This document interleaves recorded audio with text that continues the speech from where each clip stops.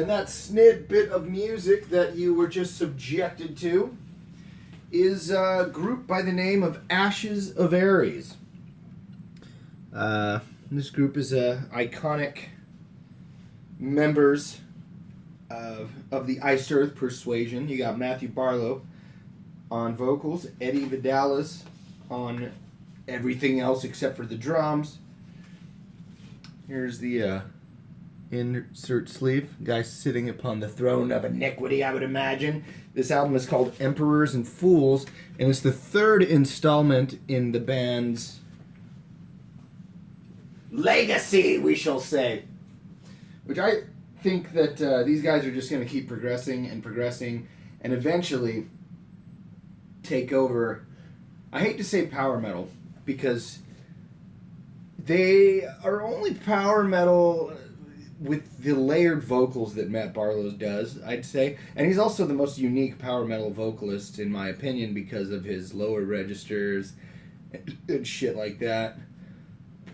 But they fall into the power metal genre nonetheless. But musically,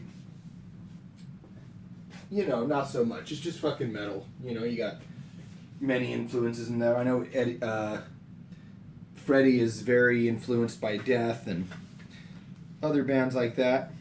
You could only imagine what these guys could do if they had a major label support and a large budget backing them, because they write some pretty fucking ripping tunes.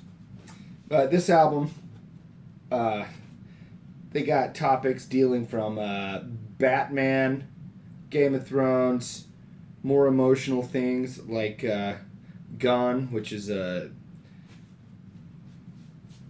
romantic way of talking about how someone is still in the ether, it seems to me. You know, I could be wrong about this shit. I am fucking always drinking all the time on camera. And most interesting topic on this record is Monster's Lament, because it's a story that they crafted that appears to be about some dudes who are partying. They go home drunk driving, and one of them falls asleep, the other one crashes the car, possibly injuring people, you know, and he switches seats and pretends that the other guy was driving, and the guy doesn't know. And I'm just like, I don't think I've ever heard anyone do that, and I thought it was quite a unique concept, especially with a group that deals with so much fantasy elements. You know, on their other albums, they've done like songs about Superman, and then their own stories, like a trilogy about the end of humanity, all this cool stuff. But so I was like, wow, what a modern topic, what a modern interesting thing to do, especially in power metal. So also Tim Ripper Owens is the other character in that story, and Matt Barlow plays the other guy, and they're both just kind of ramblers like me, except for the difference is I wouldn't be drinking and driving, you sons of bitches.